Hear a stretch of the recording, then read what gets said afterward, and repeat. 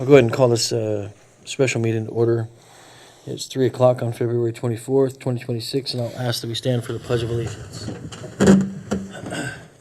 I pledge allegiance to the flag of the United States of America and to the republic for which it stands, one nation, under God, indivisible, with liberty and justice for all.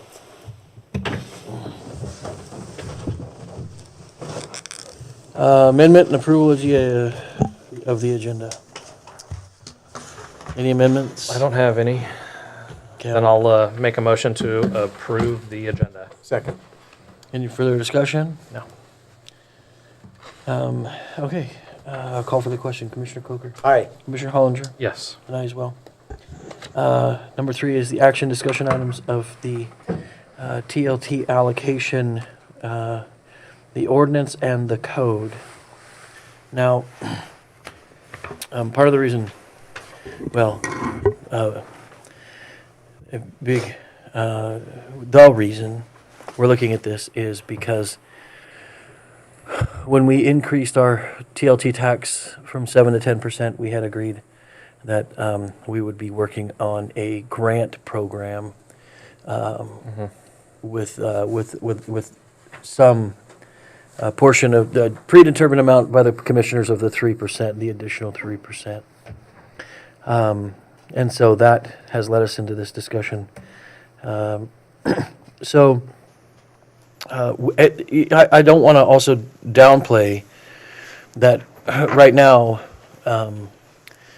Bill 4148 has gained substantial traction in the short session.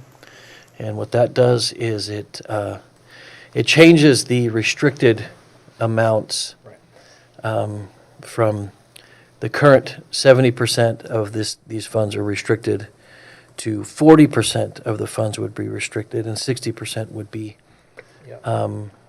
allocated as general fund dollars. And so we've had a lot of iterations. This ordinance has changed A lot. many times Over what period of time? since its inception. 2019. Wow.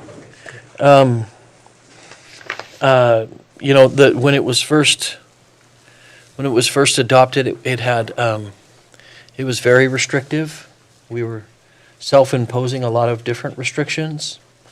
In this iteration, basically, what we have before us is to consider just essentially having it become in line with the ORS. That way, it provides, my personal opinion, we don't have the luxury of having a considerable amount of self-imposed restrictions on funds when we are already fund deficient. We should, have some flexibility as we be able to, as we go through budget by budget, year by year. Now, this doesn't say that we can't continue doing several of the things that we're doing. It just affords us the ability to have flexibility in going forward. Counsel, you have something? Yeah, I was just going to say that this, along with everything else that you're doing, I mean, there is simply no reason that you should be tying your hands here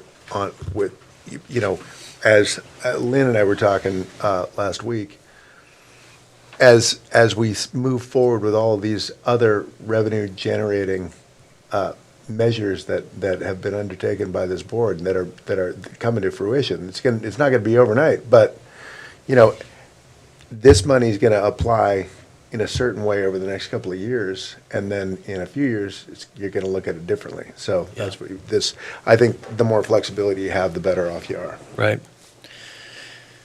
Yeah, I agreed. Because, we don't know where the need is going to come from. And so, on the backside, adopting the grant program then affords us a real opportunity to get these dollars into the hands of people out there creating tourism demands and needs. They're also bringing in incredible amounts of revenue. So that is what we have before us. Thoughts, opinions?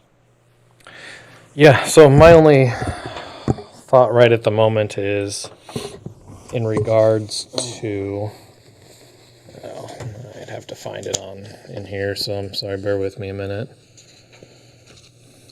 I guess it would be the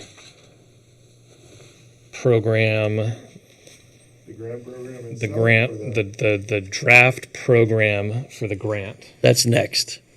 Right, which would be next, but it kind of ties to this here real quick. Just stuck together. Okay, never mind. It answered my question already. I just saw the 3%. So it says of that 3% that we increased, 50% of that 3% goes to tourism promotions and grants, and then 50% of that 3% then is for tourism infrastructure and facilities. Okay, that answered my question. So never mind. I'm sorry. Yeah, and the other piece of this, though, is that the original order would provide us with flexibility to increase that, should we choose, for the grant portions as well.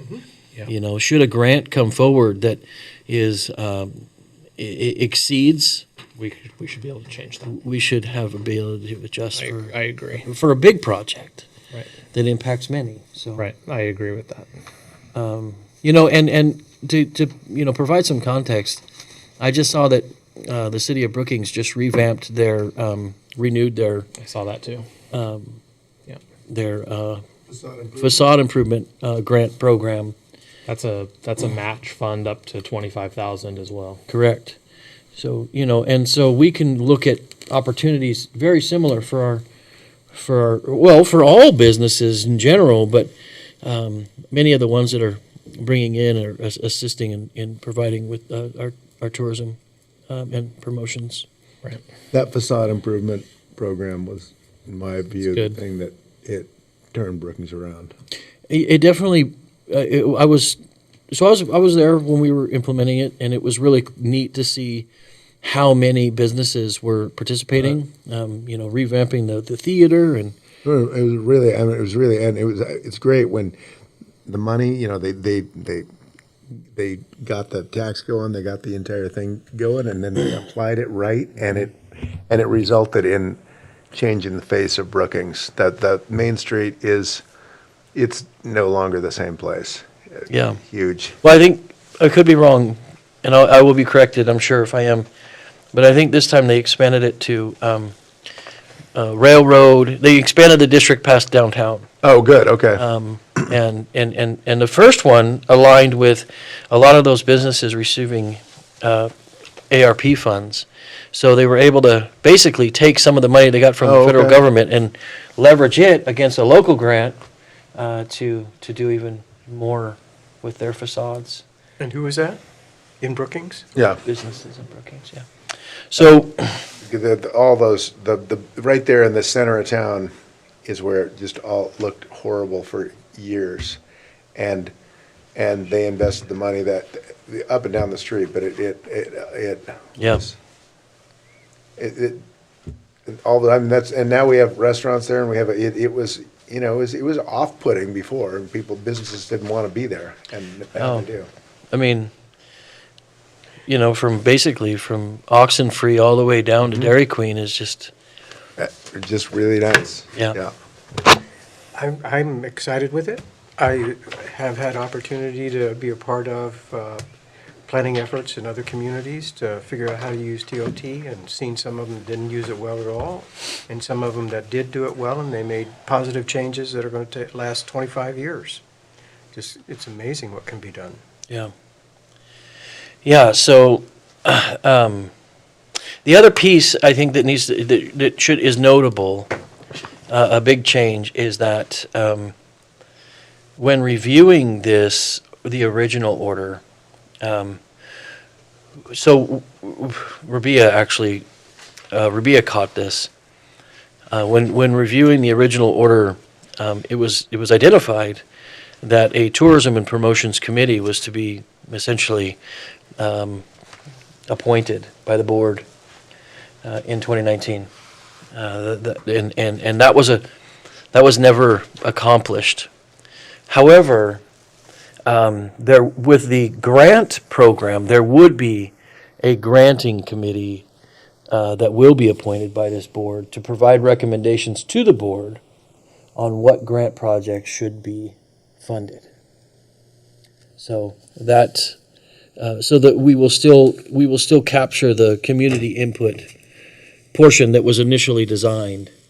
That it'll have more intent now. You understand? So before there was no specific grant program. Okay. It was more ad hoc, right? And so because there was no specific, the committee essentially would have had very little to recommend if there wasn't identified. There were boundaries around it. Yeah, well, it was really hard to understand what the intention of that original committee was, obviously, since they never implemented it. Yeah. So, yeah, I mean, it makes sense to me. So in this code, what exactly changed?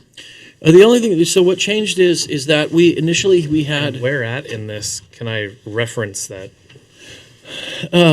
wording? Well, so in the original code, what changed is, I mean, it looks like what changed was probably under Division 2. it basically, I'm just trying to find out where the flexibility portion of the allocation of funds is referenced.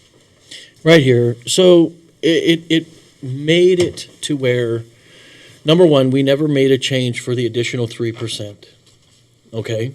All right. So we never made an adjustment for the additional 3% in our code on how that would be allocated. But it takes out basically all the restrictions that we had self-imposed about, like, 50% of the 70% will go to X, and 50% of the 70% will go to Y, and the remaining 30% will be applied to Z, right? It basically says, look, we will allocate the funds as ORS already has determined. Now, if the legislation in 4148 changes that legislation in ORS, then we don't have to change our code. We just adopt that ORS in terms of how we divide the money or how we spend the money. And the reality is That makes sense? Yes. The reality is that the Board of Commissioners should have the flexibility. It isn't really appropriate that you guys set a bunch of rigid rules for the people that are in your chairs subsequently, right? You can say that's essentially what you inherited. You had they had made a bunch of rules and said, this is how the money's going to be spent. Well, that's not, it may be that way if you guys decide it, but you're the elected officials that should be deciding it. Right. And so that it's going to be a decision that you make every year going forward, how you allocate the money. And you'll be answerable to the voters for doing that, which I think you should be, right? That makes sense. Right. The other question I would have, and I don't think that this necessarily applies to this discussion in the ordinance or the code or grant or anything like that. And I think this only just applied to when I had to recuse myself for the vote to increase the 3% because I am a lodge owner. Directly involved. But I don't believe that I need to recuse myself for this discussion or this ordinance. Nope. No. Okay, No, you I didn't don't. think so. It does not impact you Because as this isn't a We're already- financial impaction. We're already taking your money. Right. Yeah. your guests' money. Right. Right. We already fleeced you. Yeah. So Now we're trying to figure out how to spend it. Right. Okay. I just want to Well, make sure I'm and so- clear on all that. just so you guys have kind of, Miranda's not here, but I did have some pretty healthy discussions with her. This is the first year that we implemented the 10%. So we're going to get real numbers. We'll have real numbers to be able to understand and expect what we will be bringing in kind of on a consistent basis. The reality is it's substantial. by this board increasing it just the 3%, which equates to 30%, we increased our sustainable revenue stream indefinitely for future boards and county services. So, I mean, that was a very necessary thing to do. Are you still thinking in terms of 1.6, 1.8? Well, increment? yeah. So,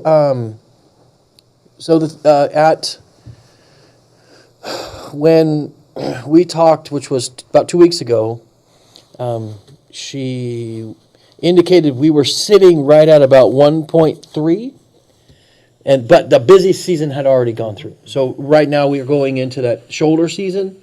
So she's expecting that it's going to be close to, 1.8. I think is going to be right in there. And so that's a substantial increase from a previous 1.2, right? So I've seen some numbers going around online. I'm not exactly sure where those numbers are coming from or where they're being generated out of.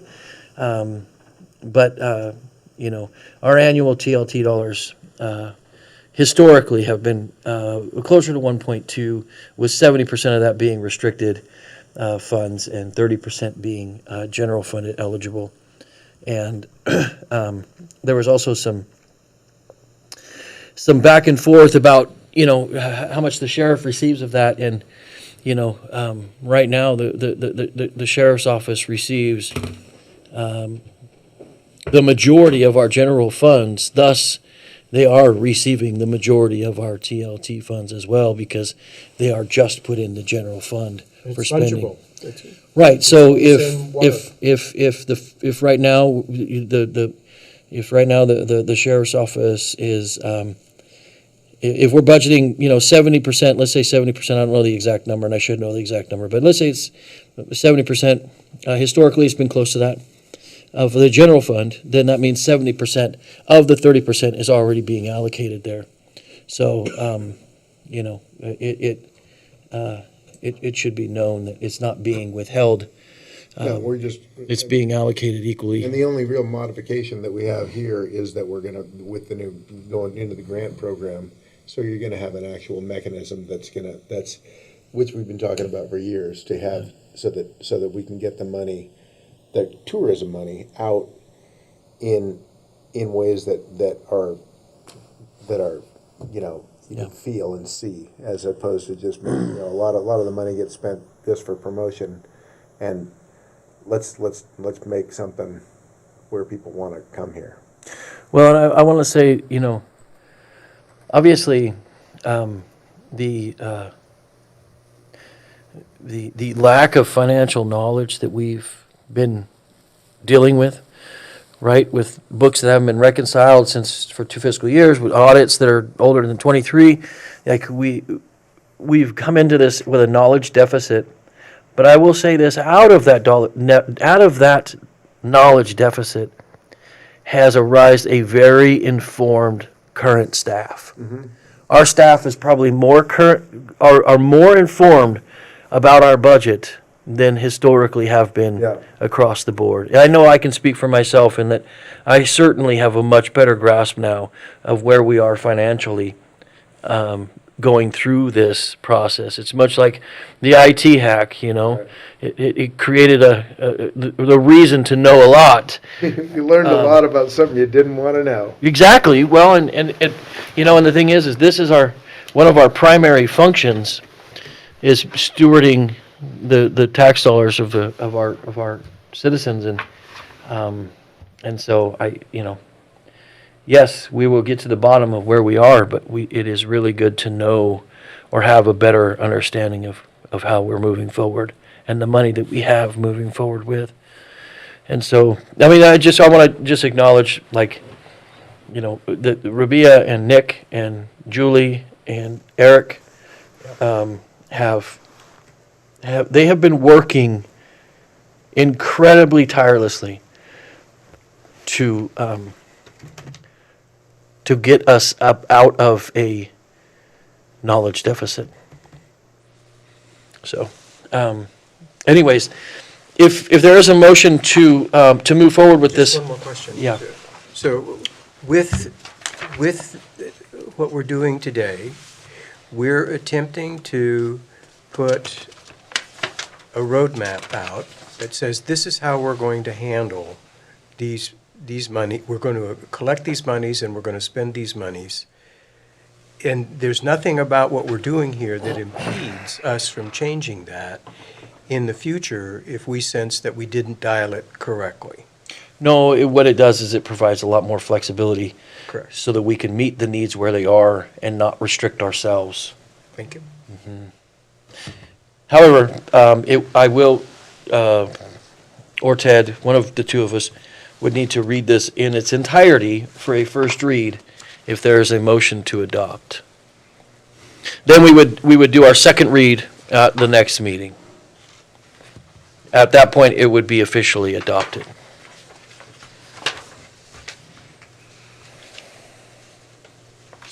We need a motion. Need a motion.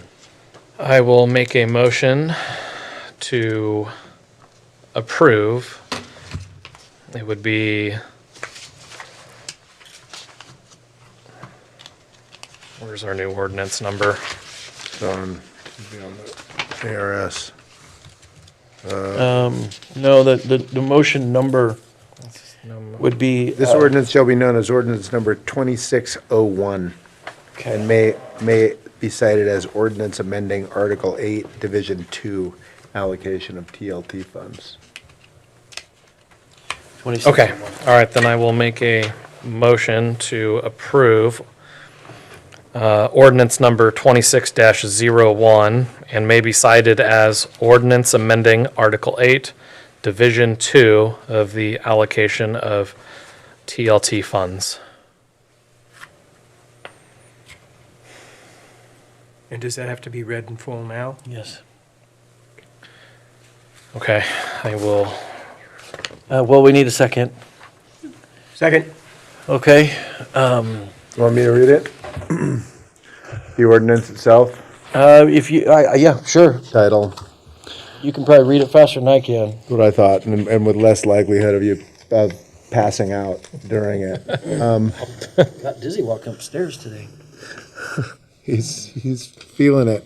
In the matter of an ordinance amending Article 8, Division 2 of Curry County Code to reflect allocation of transient and lodging tax funds consistent with state law, whereas ordinance number 1901 dated January 25th, 2019 imposed transient lodging tax in Curry County upon subsequent approval of voters at the May 2019 election, and whereas ordinance number 1902 dated January 25th, 2019, implemented transient lodging tax in Curry County upon subsequent approval of voters at the May 2019 election, and whereas ordinance number 1913, dated December 2nd, 2019, amended the provisions of ordinance number 1902 to reflect certain administrative changes, and whereas ordinance number 20-02, dated November 4th, 2020, amended the provisions of Article 8, Divisions 1 and 2 regarding the allocation, use, and disbursement of TLT funds, and whereas ordinance number 23286 dated July 19th, 2023 repealed ordinance number 2002 returning to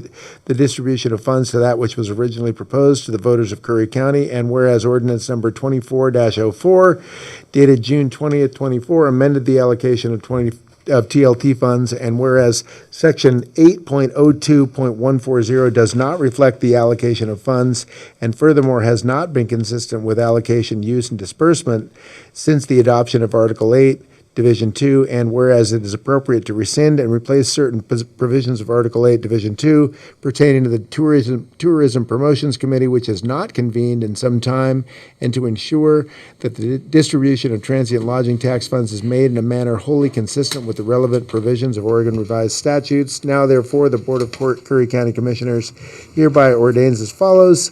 Section 1, title, this ordinance shall be known as ordinance number 26-01 and may be cited as ordinance amending Article 8, Division 2, allocation of TLT funds.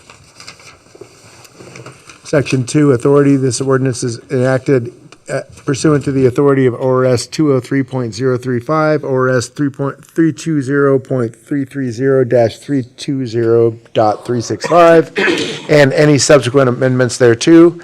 Section 3, purpose. The ordinance is adopted for the purpose of amending certain code provisions in order to accurately reflect their distribution and to ensure consistency with state law. Section 4, adoption. The provision of this ordinance in the attached Article 8, Division 2, incorporated herein by reference, are hereby adopted, shall replace any existing provisions of the division, shall be effective on June 6, 2026, and shall remain in force and effect until otherwise ordained by the Board of Curry County Commissioners. Section 5, severance clause. If any section, subsection, paragraph, sentence, clause, or phrase of this ordinance or the attached code provisions incorporated herein by reference or any part thereof is for any reason held to be unconstitutional or otherwise invalid, such decision shall not affect the validity of the remaining portions of this ordinance or any part thereof. The legislative body hereby declares that it would have passed each section, subsection, division, paragraph, sentence, clause, or phrase thereof, irrespective of the fact that any provision be declared unconstitutional or otherwise invalid. This ordinance shall become effective upon the 7th day of June, 2026. Okay. Got a motion and a second. Any further discussion? Hearing none, I'll call for the question. Commissioner Coker, Aye. Commissioner Hollinger, Yes. and I as well. Second on the agenda is the tourism grant program. Now, this has been put together by our economic development director. I know she's been working really diligently on this, and she's also been looking at best practices in other counties who provide similar programs. And so this is essentially what we said we were going to do. Yeah. We weren't able to put it in place we weren't able to put it in place because we hadn't collected any of the additional 3% until it began collecting in July. So after this year's budget was already adopted. So so now is the time. It also provides us with the opportunity to go ahead and establish the grant board and committee and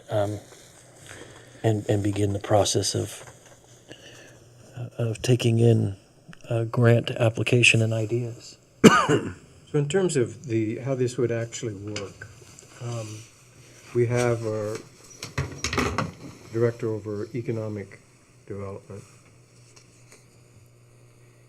Is that who would be the chief honcho for the leadership team, the destination leadership team? I'm just trying to get in my mind's eye how this all comes together and works. So the economic development director would certainly oversee the grants and the grant dispersion and a grant accountability. So they would lead the committee. They would be kind of like the steering the committee. Committee head. Yes. Okay. And then what would happen is they would identify generally a representative to then provide the recommendations from the committee to the BOC on upcoming grant opportunities. They'll be in charge of communicating to the public the availability of the grant program and the calendaring for all that stuff. Then, as the applications come in, they'll review them and make sure they meet the requirements, and then submit those that meet the requirements to the geographically diverse committee for review. What role would there be for council in that committee, and what role for the BOC would there be there? So as far as council goes, I would be reviewing the grant materials to make sure things are legal and in conformance with the way we set it up. But the BOC would And that the money's being going to eligible projects. Right. Yeah. and BOC is the ultimate decision maker. The committee can make recommendations. That's it. Right. They make recommendations. Yeah, so we'll still have to approve the grant at the end of the day. Right. Correct. Which is all spelled out in the actual grant program. You know, one of the things, all funds awarded by the Tourism Reinvestment Grant shall be subject to competitive process guided by publicly available scoring criteria adopted by the Board of Commissioners. Final award decisions are subject to board approval. So they are an advisory board for how these funds shall be spent.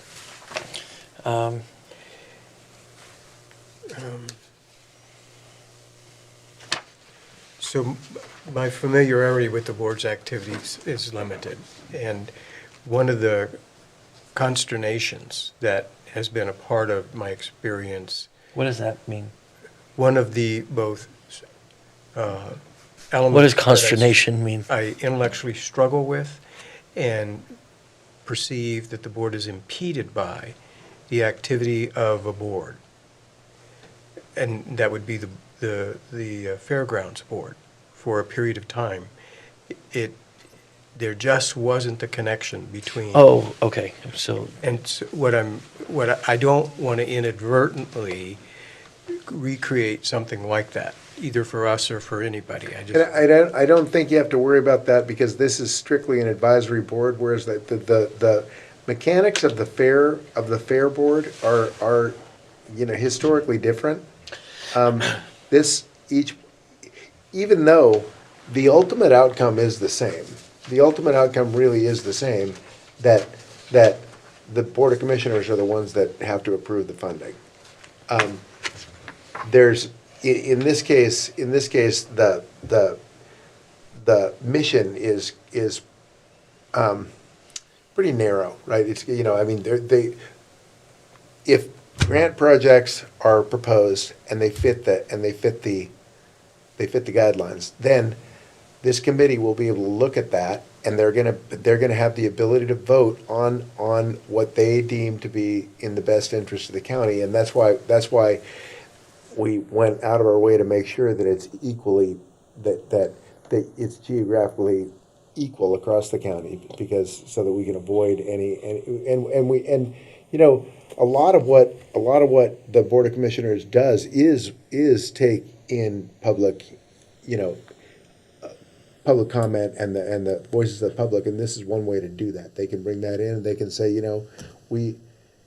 because you guys have a certain perspective, because of you're working within the county here, but that almost becomes a little bit myopic over time with everybody, because this is what you're doing, and so by spreading this out and asking for community voices from across the county, that's how we can ensure that you're getting the public input that you need. And then you can consider it, and then you can base that. You have to take that public input and make sure that in your view that is the right outcome you guys are looking at the overall financial health of the county, right? So for example, say right now we have an influx of tourism dollars, but then something's going on in the state of Oregon that's going to cause people, to leave the state, or tourism is falling, whatever happens like that. You guys, that's your job, is to try to anticipate that to the degree you can. So you have to filter what their recommendations are based on what you know about the financial situation of the county itself. Thank you very much.